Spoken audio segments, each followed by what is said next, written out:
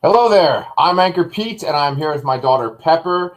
And you know what? We were not here for Tuesday's episode of Superman and Lois. We were busy. In the past, like over a week or so, Pepper's grandmother died, right? And my mother-in-law. And so, we went to where she lived, and we, mourned her loss, and we got to spend time with family. And so we haven't made any YouTube videos or anything like that, just, to be respectful for her memory. But now the time has passed and we've kind of celebrated her life. We're back and we're going to review this show. And I'm also going to review Loki with my friend Brian tomorrow or Wednesday. And Sherry and I are also going to review our show on the Anchor Pete channel, Lisi's Story. So all the content is coming back, and I think it's time for our summer to finally begin. Pepper, after saying that, how are you doing today? I'm okay. You're okay? Mm-hmm. All right. You ready to kind of get back in the swing of things and talk about Superman and Lois? Yeah, I guess. Pepper, you and I have reviewed 10 episodes. Well, this will be the 10th of this show. Yeah, it's long. It's long? Yeah, they're like an hour each, or that's like 15 movies worth. Yeah, the math doesn't exactly add up there. Not 5 movies worth. Yeah. But I got to say that this one was the closest to a movie out of all the episodes, right? It was pretty epic. I have my skeptics about it. Skepticism? First off, it was a little dorky in some scenes.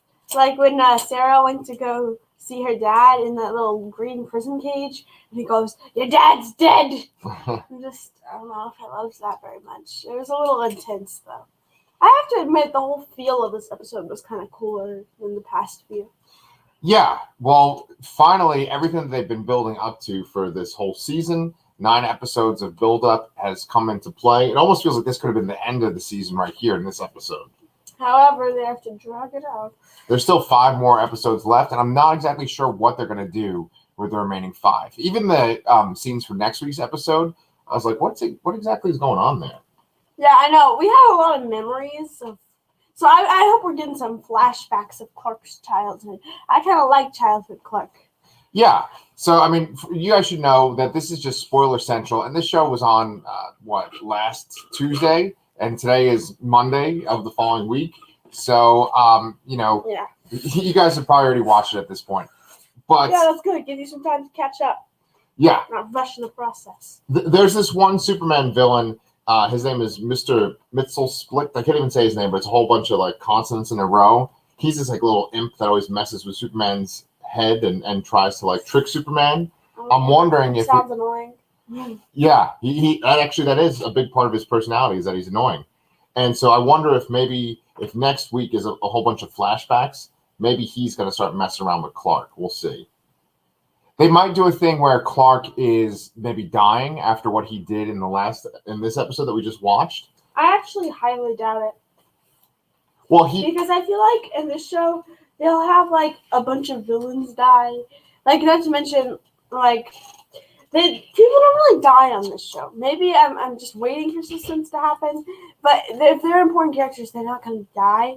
Because I mean, like, a bunch of people fell from the sky at like really high up, like 5 stories up, and then they were fine. Yeah, well, even though they were humans at the point they fell.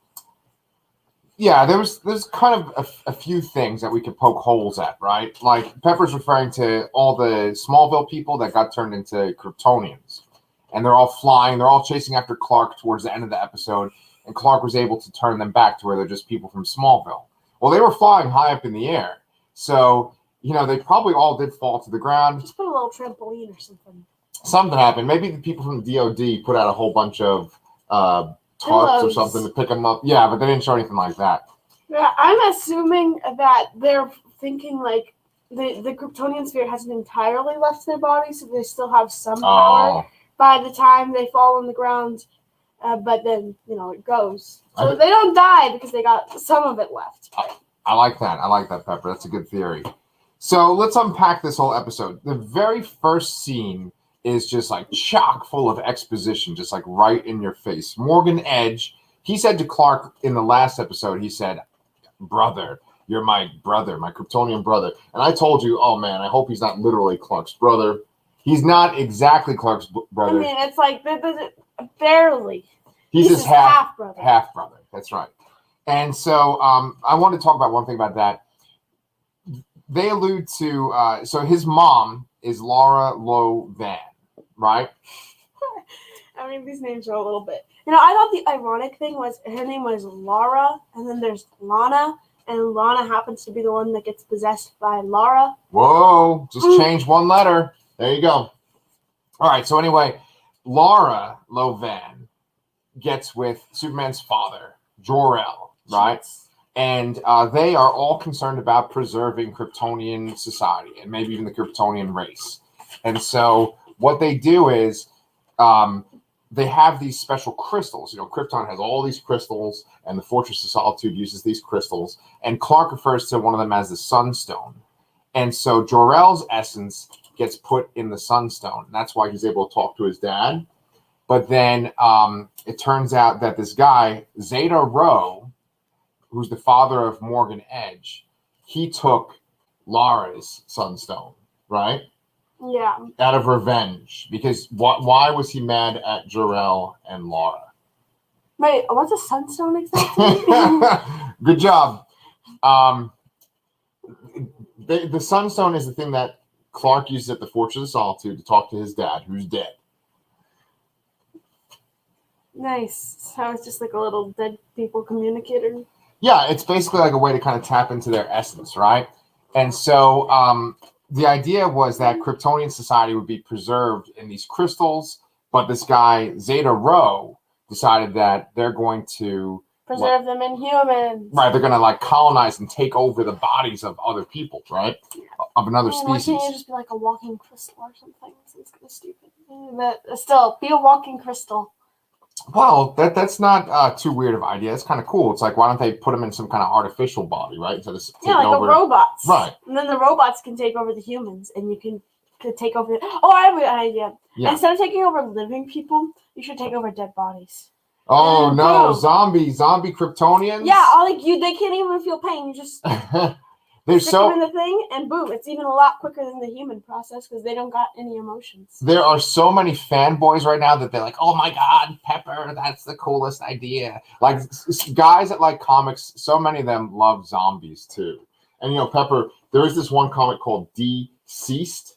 Like, it's DC Comics, but then it's like EASED, like deceased, like they're dead. Mm-hmm. And the idea is that there's a virus that infects everybody, including the superheroes, and they're kind of like superhero zombies. And it's really good. It's kind of upsetting because Superman gets infected, Batman gets infected, Wonder Woman, the big Trinity. But the people that like Deceased, they'd be eating up your idea you just said. Well, yeah, it'd be really easy, though, because then they don't even have to wait for the hosting thing to happen. They can't get unhosted, I bet, because they're dead. They don't have any personality of their own. Right. Not to mention it'd be really creepy. It'd be very creepy. I don't think. And I bet they're even more powerful because they're not like ghosts. Yeah, I don't think the CW would be able to pull it off. But that reminds me of one little thing, a little tangent. Who cares? For like the five of you that actually watches these videos, you know, I think that you guys would probably appreciate this part. But in the CW shows, they've never had Green Lantern yet. They've introduced like every other freaking DC character you can think of. The Flash. Under this. Oh, yeah. Well, the Flash has his own show. Flash show with the blue. Blue thing. I think you're thinking of Supergirl. Oh, that was Supergirl. I see. Yeah. But anyway, with Green Lantern, there was this whole big crossover called Blackest Night. And with that, they were able to like make these dead superheroes come back to life like zombies too. So they love the zombie idea. And it'd be cool to see like a Blackest Night movie or CW event, but I don't think that's going to happen. Because there's no CW couldn't pull it off. I mean, like their makeup job is already a little corny sometimes. Oh, Pepper is just pretty rough on the CW. Roasting. Yeah, she roasted. But I am going to actually give them some credit because I really did like this episode. Actually, I think the special effects on this show aren't that bad, but you should see Supergirl, man. All right. So since we're talking comics, let's talk about the Eradicator. Do you remember what the Eradicator was in this episode, Pepper? Yeah, we were pretty confused for a little bit, but the Eradicator was the thing where you put them humans. And So you put them humans in the Eradicator. What? I don't know. It's the thing that was turning the people from Smallville into Kryptonians, right? Yeah. So the Eradicator is from Superman comics, of course, right? Yeah. And is it a real, like, or did CW just make it up for the show? No. It's been around for a really long time, actually. Do you remember? God. I keep talking about those. Good ideas. Okay, they base them on the comics. That's where they get their inspiration, right? Anyway, Pepper, do you remember? I keep referring to the time when Superman died and those guys took his place. Those four Supermen, but they're not actually Superman. Right. Well, they're phonies. Well, one of the phonies was the Eradicator. It wasn't a machine like it is on the show. The Eradicator, yes. Was it like the cyborg type dude? No, that's a different thing. That's Cyborg Superman. The Eradicator was like a Kryptonian machine that was like a robot, essentially, right? And it was always wanting to preserve Kryptonian culture. So they took that. Wear like little Kryptonian flowers on its head and dance around. No, it was a pretty cold, sterile robot that would destroy anything that got in the way of preserving Kryptonian culture. For all intents. Yeah. So anyway, that's where the Eradicator comes from. So that's kind of a cool reference. So now they've referenced Steel and they've referenced the Eradicator. Who knows? Maybe we'll get the Superboy on this and Cyborg Superman eventually. Oh no, I really want. I feel like John Henry Irons could be associated with what's his name, Cyberpunk Superman, because like he's got all the metal, and he works with metal. Yeah. And he makes metal things. Yeah. And he's like a good robot builder. Yeah, well, he might make Cyborg Superman. Oh, here I have a theory. What if he's like helping Superman and their team, and he gets really messed up, so he becomes Cyborg Superman. You never know. He has to build a little new face side thing. Anything can happen at this point. And then I feel like Superboy is basically Jordan. Oh, yes, that's true. Yeah, we probably already do have Jordan.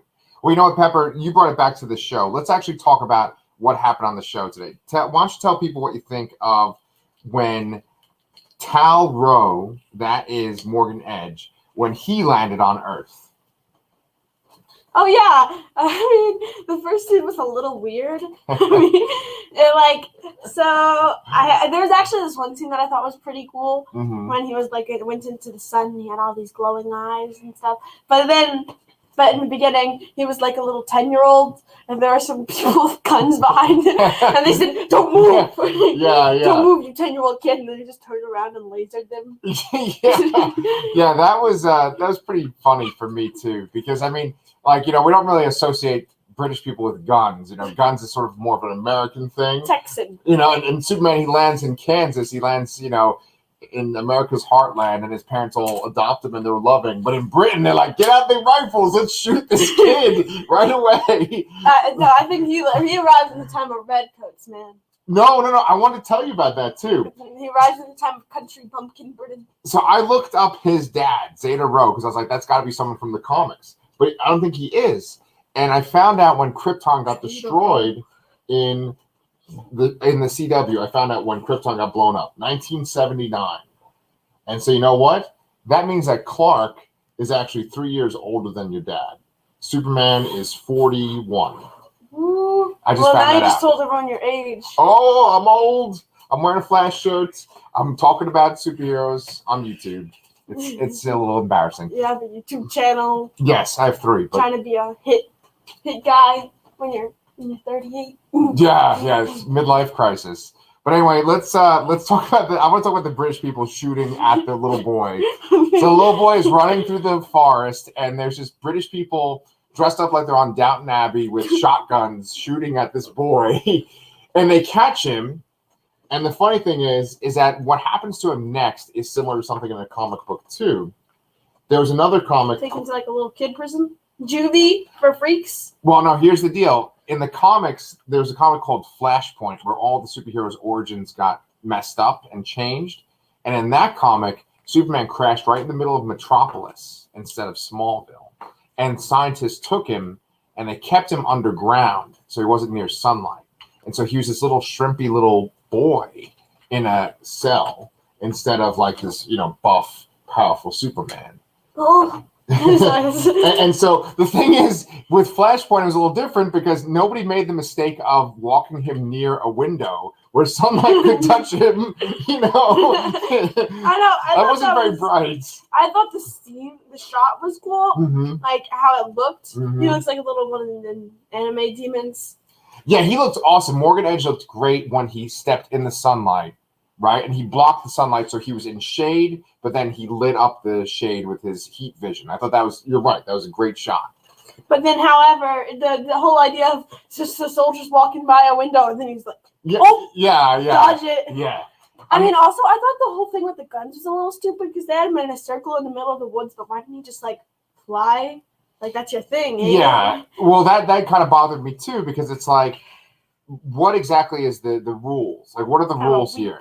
Because, you know, they've kind of alluded to the idea that, like, Clark had problems when he first came to Earth, too, just like Jordan does, right? Where he had to figure out, like, oh, my God, I hear everything. I can't take this pain. But Morgan Edge lands on Earth, and he just starts shooting people with heat vision. So it's kind of inconsistent. What do you think? Well, yeah, but maybe if he was, like, trained because he was 10 years old. He was trained by his parents rather, and then Clark was just a baby, so he hadn't gone through the whole Kryptonian process. Oh, okay. So you're implying that maybe his dad was like, hey, you're going to have to go through this, and he kind of trained him in advance to go on Earth. That's kind of smart. Whereas, I like that. What's his name? Clark was a little baby. So he had no experience. Ah, good. I like that. Pepper, you're really good at making up excuses for the writers on the show. Good job. So let's just kind of wrap this all up because we're getting close to the 20-minute mark. But basically, they sort of tied up the whole Kryptonians coming out of Smallville story arc, right? They took all the people that had gone in the Eradicator and they reversed it. Now, how did they do that? Here's the big plot point of the episode. Did you know the episode was called "Oh Mother, Where Art Thou"? It was? That was the title of the episode. Okay, cool. So my question to you, Pepper, is why was the episode titled "Oh Mother, Where Art Thou"? Yeah, I listened to the soundtrack with my mom. Oh, you're thinking about movie? Oh Brother. Oh Brother, yeah. Oh Mother. So I think it was called that because, you know, Laura, whatever her name is, went into Lana. And you know, she was the mother of Clark. Yeah. It was pretty weird. That whole sequence is kind of fun because I just kind of can imagine her walking up to Jordan and Jonathan and being like, "I'm their grandmother." And they're like, "No, you're my mom's friend. No, please go away." Yeah. You're the mother of our girl that we both have a crush on. Yeah. Yeah. I kind of like that whole sequence because in this show, Lana does not know that Clark is Superman. So she was kind of starstruck when she met Superman. It's kind of stupid because he looks just like Superman. He doesn't have his glasses, believe me. That's even though he's not nerdy. Joke. Yeah.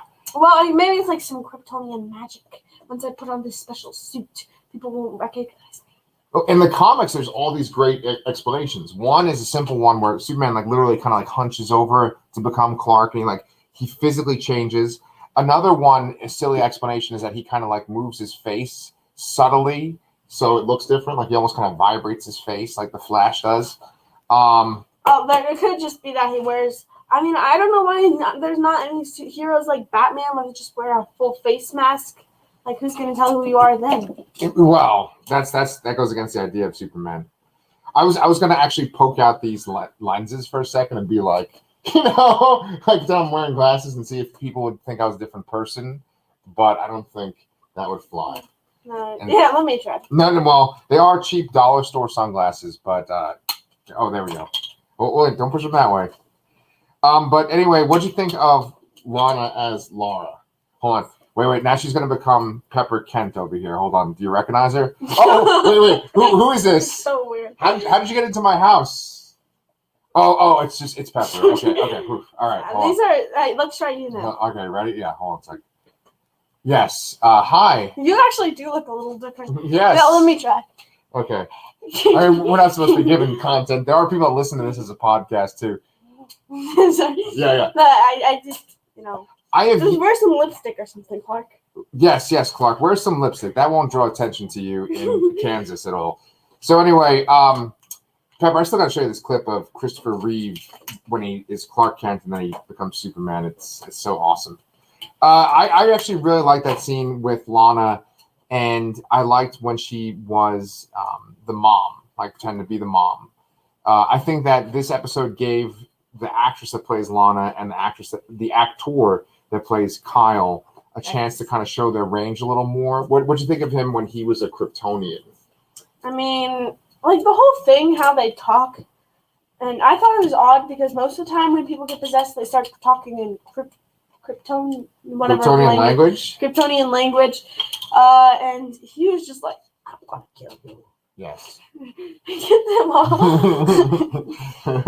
Yeah. He said something like, I'm gonna step around in your ashes after I burn you. I'm gonna melt your face. Yeah, and they started killing him in kryptonite. Yeah, they just started zapping him with kryptonite. That was kind of fun. I mean, yeah, if it was me, and I was like someone's captor, but I was a super powerful person, but they had the one thing that would kill me, I'd probably kind of obey them a little bit. Yeah. I don't know if I'd be like, I'm gonna kill you. I liked when Lois had the piece of kryptonite in her hand. Like, he grabbed Lois and Lana, and I guess he took a moment to kind of just like, I can strangle you. I'm not just gonna murder you. I'm super powerful, and then she just like, punches him in the face. And then you're like, you're not that powerful if you can literally get beaten up by a middle-aged woman. But then she's like, oh, here, I do have some kryptonite. Some kryptonite. I was palming it. Yeah, I mean, to be honest though, it is a little weird. Like, where'd she pull that out from? They casually has kryptonite in her pocket, you know. They have a huge supply of kryptonite at the DoD, apparently. Bring it. Well, I mean, I guess it would be smart to bring someone you're going to visit your best friend's crazy husband. Gotta smuggle it in. Yeah, so the show has gotten better since its return.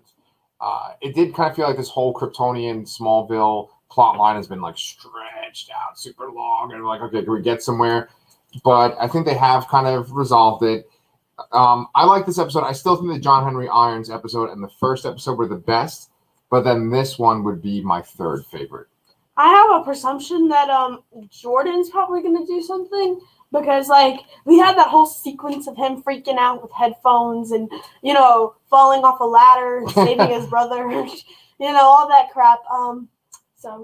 Yeah, there's got to be some sort of moment where Jordan has to fight, what's his name, Morgan. Probably. Yeah, there has to be something that comes from Jordan having powers. There has to be some kind of big moment at the end of the season, probably. Yeah, but it was a lot of fun. I enjoy watching the show and I enjoy talking about it with you. So we're back, guys. For those of you that ever listen to the podcast from this channel, which is called Comic Books Transformed, I'm going to make sure the podcasts are up to date. If you haven't liked and subscribed to this channel, please do. We review Superman and Lois. I also review all the MCU shows with my friend Brian, and I also do little comic book breakdowns sometimes too.